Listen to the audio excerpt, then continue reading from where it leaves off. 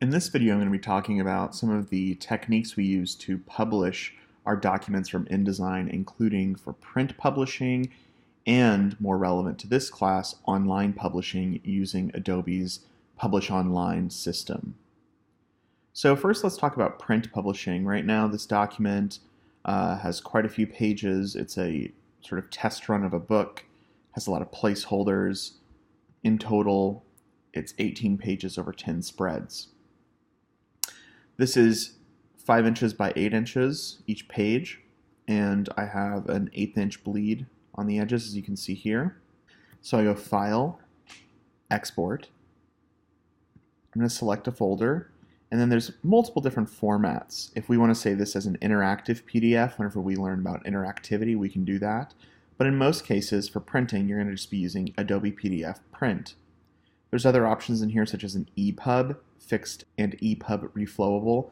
These are used for e-readers such as the Amazon Kindle or things like that.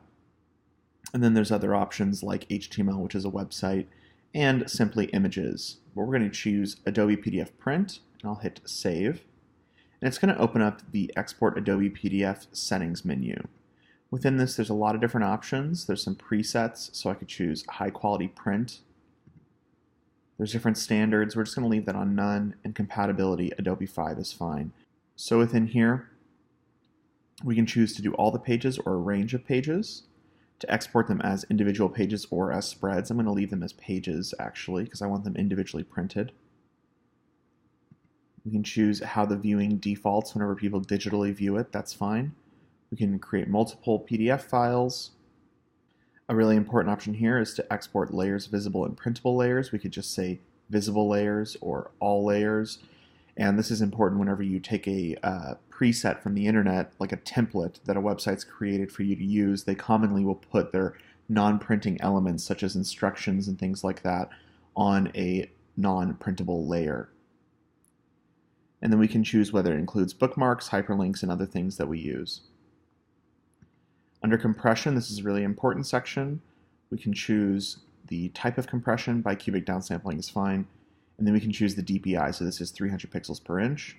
And what it's saying is it's going to downsample anything above 450 pixels per inch to 300 pixels per inch.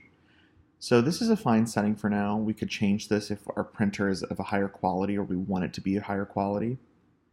We also have different types of compression. Automatic is fine, image quality maximum. And we have the same thing here for grayscale images, and then the last thing for monochrome images. This is all fine. Let's go to marks and bleed. So here we can include printer marks. These are useful if you're printing this yourself and cutting it down. You can turn these on and it'll turn little marks in the corners where you should cut or line it up with your cutting machine. Bleed and slug. You can just check this for document bleed settings if you want to include that. Things for the output, such as converting it to a specific type of color profile, and the rest of these aren't used commonly. I'll go ahead and click Export, and it's exported my PDF in a very high quality format. 69 kilobytes, and if I open it up, this has no images, so it's a very small PDF.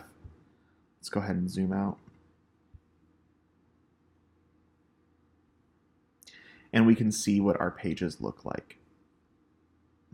So this is really important, one of the options that we checked in that menu. So if I go File, Export, one of the options that we selected was pages or spreads. If I change it to spreads and hit Export, now it's set up in a spread system, just like how we see it in InDesign. Your printer will tell you exactly what they want. So that's the best way to approach physical printing. Now let's talk about the Publish Online options. Built into InDesign CC 2018 is this great button right here. It says Publish Online. You have to be signed in order to see this. We're going to be using this in this class for the final project for InDesign.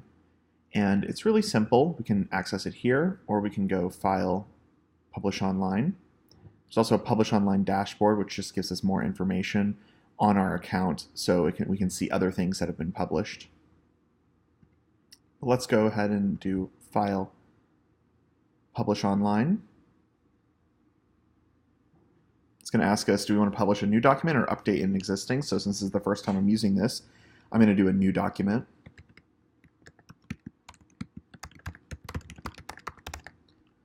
I can tell it a range of pages, whether it's exported as single or as spreads, whether I'm allowing viewers to download, and some advanced options like a cover thumbnail, so I could choose a specific page or a specific image.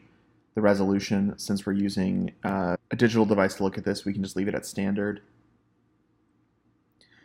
and leave these other settings on high. I'm going to click publish, and after a minute it will be published online. It has to upload.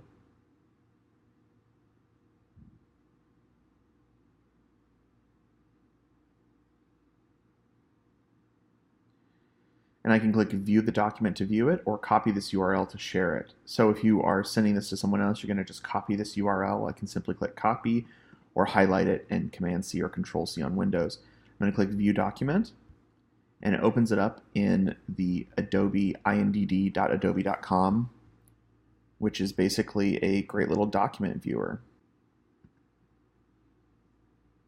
If I click this, I can see all the different thumbnail pages, make it full screen, etc.